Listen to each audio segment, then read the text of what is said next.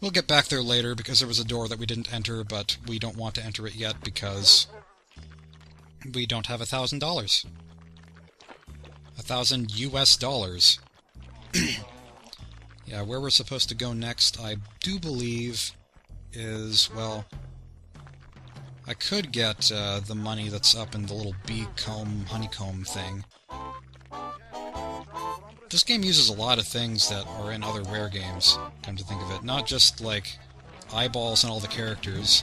I know that Ukulele, the Platonic team, formerly Rare, they have put googly eyes on almost everything in their office, because that's just kind of a staple of what their games are, is personifying everything.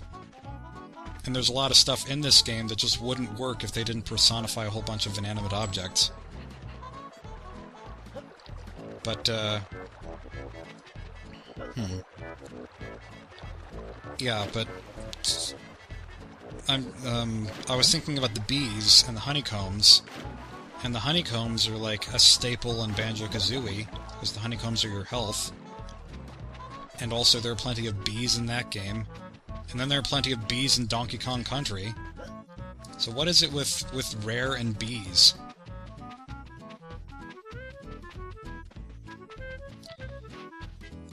Should I show it? Yeah, I'll show it. Completely random. I don't know why this is here. Just this scary worm that pops out of nowhere. It's a jump scare moment. I know that I got freaked out about it my first time playing. It just feels entirely unnecessary, and there's not really an indication later. Well, I guess there's sort of an indication, but eventually that worm disappears, and you can go into that honeycomb place. Laughing all the way to the bank. But, yeah. And Conker's cash flies everywhere and gets lost for all eternity, except he still has $900 somehow.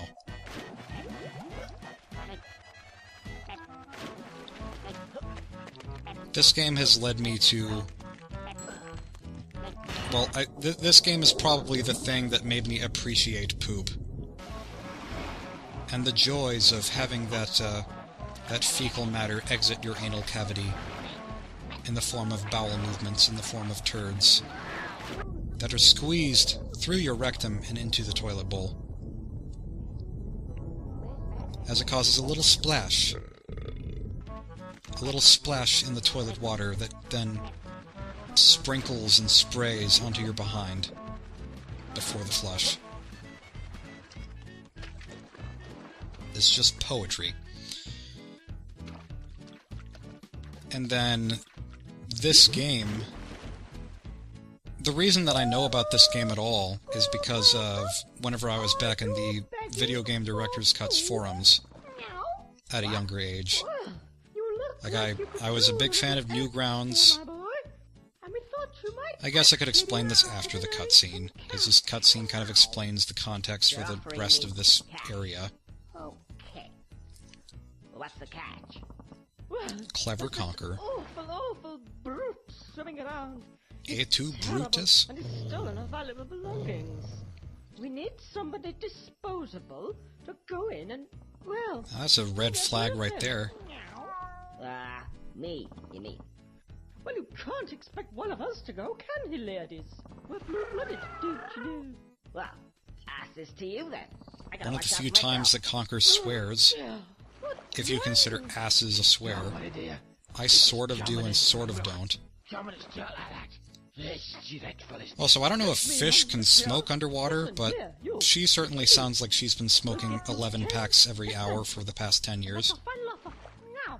10%? Yes, but one thing to remember. Shh, come closer. He's easily wound up. Yes. Oh, and by the way, the safe has a combination, yes? Yeah, a combination. Well, the developer commentary for this game, which never was completed, has a fine story for that I'll probably get into later. Hang on a sec. What was that about disposables? Hey! Yeah, now you're getting it. Well, cash. Well, I guess I could say also that the thing about how this game became so crude is Rare had two different teams working on two different games at the same time. There's a secret behind the waterfall. Every game's got to have one. And the Banjo team was working at the same time as the Conker team, and the Conker team was working on Conker's 12 Tales, a bright and happy platformer. And then the Banjo team, who I guess it wasn't the Banjo team yet, they were working on Project Dream, which then became Banjo-Kazooie once they saw Conker. And, like, they saw all these ideas and they were like, oh, wow, that's really great. That's great stuff. We could use this. And so they started making Banjo into this fancy platformer with all these different new ideas that Conker was using, and then the Conker team was like, well, shoot. Now they're using our ideas. Let's switch things up. And so they made this instead. Why is it everybody so offensive around here? There's also this theory that people were saying whenever they saw Conker's 12 Tales, they were like, oh, it's just another happy platformer. That's all Rare makes. Like, supposedly, Rare took that to heart and said, well, we're going to make something like you've never seen before and make something entirely opposite to what you're expecting. But that was not part of the commentary, I don't think, so... Hi. And, might not be yes, true. I would. Maybe. You see, my other self has lost a few of his, I like this Cogs design, by the way. I think it's a really clever design. Because he has his two sides, and the same mouth And... is both the smile and the frown. There's a good fellow. Also notice the cigarette changes whenever he turns around, just kind of You twat! magically. Don't ever do that again! Now off! Gotta love the fat blunt with this one. Speaking of which, he is very blunt, so I guess it's fitting. Here's a section that I might screw up in my no-death attempt. I might not. Isn't that that burnt berry? Oh yeah, I like how the incoherent bat noises are censored. But I didn't burn anyone. I avoided all the flamethrower parts. So, that's one thing that the game doesn't change dialogue for. This game could have a little bit more attention to detail than it does, but it still has an awful lot. Okay, we need to get onto these ropes. The thing about these ropes is that they're very unstable, and the camera changes whenever you jump from one to the next. We don't have to go through, like, I could walk on those planks to get to the ropes easier. That would be the wise thing to do, but I'm always... like, I always feel like that's a bit of a waste of time, so... yeah, that one shakes like crazy because the game doesn't expect you to jump from one to the next there. But, yeah, the trick there, once you're jumping towards it at that angle, make sure you press up as soon as you grab onto the rope, because otherwise you will fall straight off. I can't change the camera angle here, but this would be a nice time to point out the background and how fancy and detailed it is. Just this big painted piece of work. I don't know why the green guys are there. They really aren't any of a threat. I was about to say not much of a threat, but they're really not a threat at all. So, saying that they're not much of a threat would be being too generous. Laughing all the way to the bank. Yeah, you're really laughing. I'm sure that I could do some kind of jump to get to where I need to go faster from here, but I'm just gonna play it safe. And, if you fall off the back here, you just fall where the dogfish is, the dog shark fish, and you don't take any damage because that's water. But I'm going to try not to do that because that would be a waste of the times. A waste of New York Times. A waste of time to get a watch. A waste of Time magazine. I don't have commentary right now, so I'm just making do with what I have, which is nothing. Thankfully I did not screw up that section, but I still have to get back down, which is not a huge deal. But, yeah, one thing about this is I'm not completely sure how you're supposed to get down from here without taking some kind of damage. Because this doesn't... Yeah, like this is down right now. Maybe it goes back up if you're close enough to it from above. And then you can take it down and not take any damage. Because I'm sure it's possible to go through this game without taking any damage. I've never attempted it because that sounds out of my league.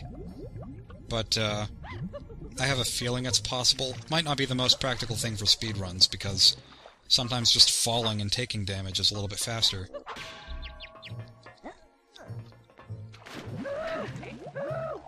Also, that whirlpool from earlier, there were a couple of green guys with the spiky suits, the spiky metal suits. A couple of those guys were sucked into the whirlpool. And I always thought that that section that I just passed through just then was where they ended up. Hey, oh, bloody hell. Come on, put it But I'm not sure if that's true, because if you enter the whirlpool, then you die. But it doesn't affect them, so... Fan-f***ing-tastic. Oh, hang on, I think I got it on the wrong way round. Blowjob joke. What you doing? What?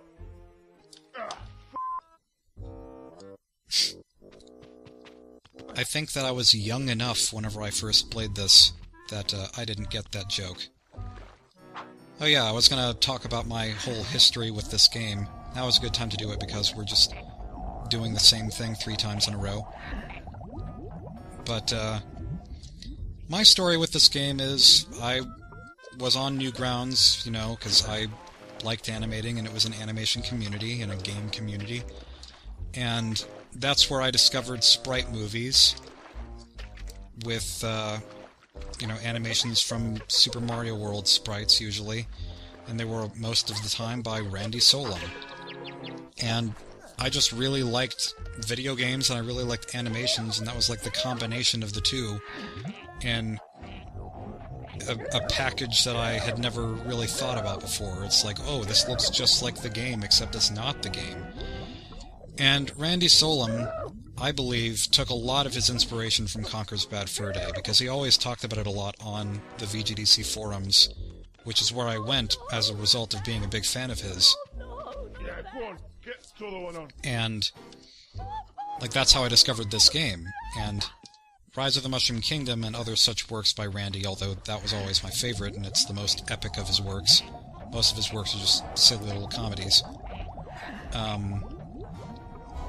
But it had the Mario sprite graphics and all the Mario characters juxtaposed with, like, all this cartoony blood and gore, and you see Mario and he has, like, half of his spine gone, or no, that's not right, that's Rise of the Mushroom Kingdom 3, not the first one. And that's Luigi and not Mario. But anyways, yeah. And it's just, there's this big war, and carcasses everywhere, and poop humor, and all this stuff. And it's like, I thought it was really interesting, because I wasn't used to that. Thanks, kid. I didn't see all the blood as, like, dreadful, like, oh no, this isn't something I should be seeing. I just thought of it as, well, this is a new experience for me. And, I guess that was where my fascination with not just, like, the idea of... Well, that's not just how I found out about Conker, but I think that's how I found out about my intrigue with juxtaposing cartooniness with violence and other adult stuff. Because that's carried over into stuff that I do now. Like, random example, One Night at Flumpty's, like, I wanted to do that. I wanted to have the cartoony graphics with gored Winnie the Pooh and, you know, scary horror themes and all this stuff. And I still want that to carry over into other things that I make. We are free at last to exact our revenge on this evil cog. Evil Cog!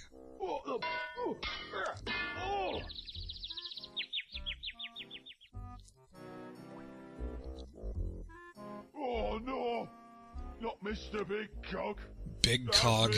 Buggered. Who never says anything. I'm out He is unfazed by all this. I don't know what his problem is. I find it rather delicious.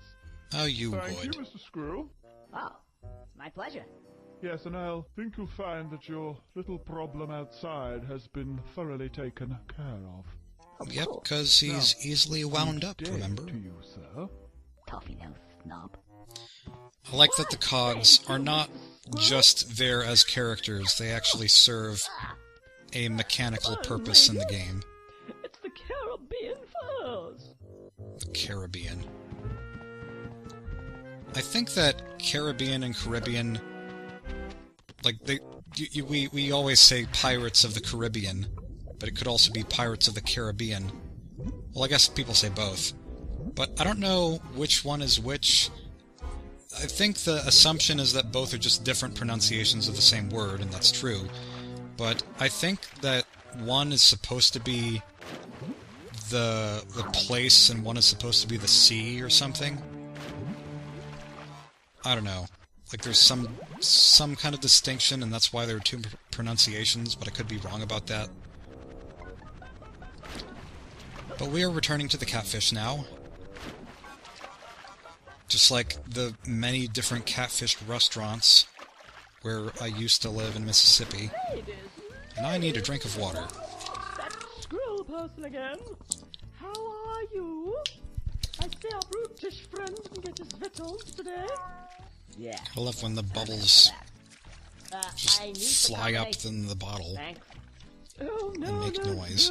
No, you don't seem to understand. Yes, you don't understand. Unprofessionalism for the win. We can't go about giving away classified information like that just to anybody. Wow. Won't we, ladies? The clipping on the front of her mouth is odd there with the water. Yeah, here are these guys again, who might have gotten sucked up into the whirlpool and might not have. I'm still not sure, because I always connected the two, but then all the fish in the water, they die. They don't show up in the other section of the level, so...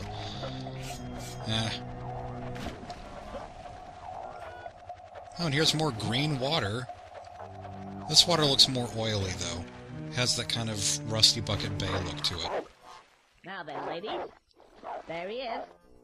Oh, look at it. Poo-poo to you, yes. Poo-poo? There's not enough poo in this game. Now we have more poo-poo.